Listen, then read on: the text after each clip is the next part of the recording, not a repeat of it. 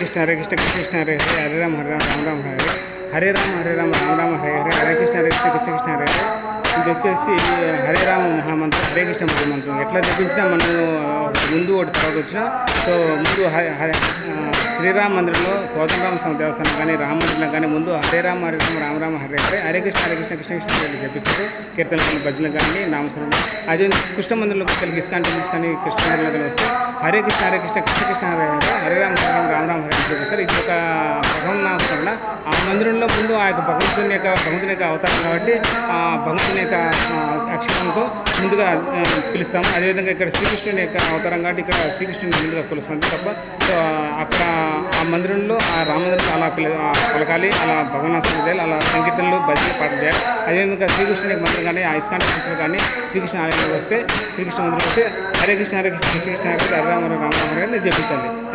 శ్రీరామ మందిరం వచ్చేసి కోదండరామ స్వామి దేవస్థానం కానీ శ్రీరామ మందిరం వచ్చేసి హరే రామ రామ రామ హరే హరే హరే కృష్ణ కృష్ణ కృష్ణ హరే చెప్పి ఎందుకంటే శ్రీరాముడు ముందుంటాడు శ్రీరాముని చెప్పిస్తాం శ్రీరాము. అదే శ్రీకృష్ణుని దేవాలయం వచ్చేసి ముందు హరే కృష్ణ చెప్తాం తప్ప ఏం లేదు ఏది ముందు పలికినా ఏ తర్వాత పలికినా తిరిగి రొటేషన్ అవుతుంది.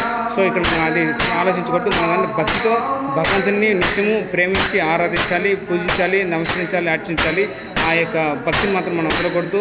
నిత్యము మనం ఏదో పని చేసుకుంటే వ్యాపారము, ఉద్యోగము, ఏ కూలి పను, ఏ పని చేసుకున్నా, ఎక్కడ దేవాలయాల్లో పని చేసినా, బయట ఎక్కడ పని చేసినా, ఏ ఉద్యోగం చేసినా, ఏ ఫ్యాక్టరీలో కానీ, ఏ షాప్లో కానీ, బయట ఏ వ్యవసాయం వర్క్లో కానీ, సో ఎటువంటి వర్క్ చేసినా మీరు జీవితంలో సో భగవంతుని మాత్రం మర్చిపోకూడదు, భగవన్నాస్మరణ మాత్రం మర్చిపోకూడదు. నిత్యము భగవన్నాస్మరణ, భగవంతుని పూజించడము, నిత్యము ఆరాధించడము, అర్చించడము, నమస్కరించడము, సో కీర్తనలు, పాటలు, భజనలు చేయడం అనేది ఉంటుంది. అది ఒక్కొక్క దేవాలయం ఒక్కొక్క దేవస్థానం ఒక్కొక్క విధంగా ఉంటుంది.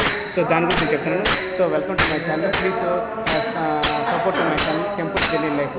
సో అదేవిధంగా please support my channel temples journey life. Please subscribe to my channel temples journey life.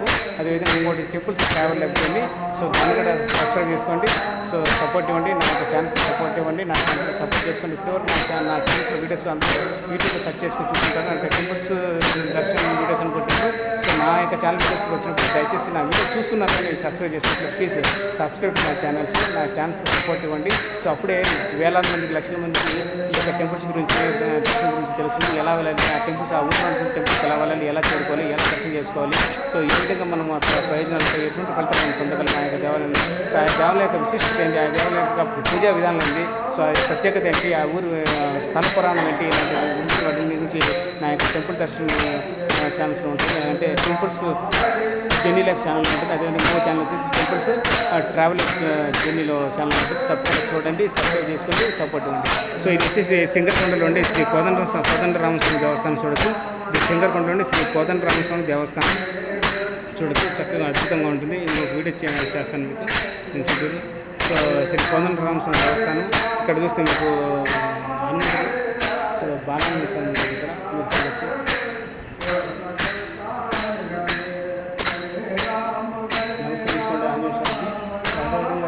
ఇక్కడ చుట్టూరు మందిరం చుట్టూరు కూడా హరే రామ రామ రామ హరే హరే హరే కృష్ణ కృష్ణ హరే ఉంటుంది. చూశారు కదా, హరే రామ రామ రామ హరే హరే హరే కృష్ణ కృష్ణ కృష్ణ హరే హరే. ఒక చుట్టూరు అట్లే ఉంటుందండి. ఈ గుడి చుట్టూరు, మందిరం లోపల గుడి చుట్టూరు ఇక హరే రామ రామ రామ హరే హరే హరే కృష్ణ కృష్ణ కృష్ణ హరే హరే. అదేవిధంగా రామాయణం గురించి సో బొమ్మల రూపంలో తెలుసుకుంటూ దీని కోసం వీడియో చేసి ఆ వీడియోలు చూసి దాన్ని రాముడు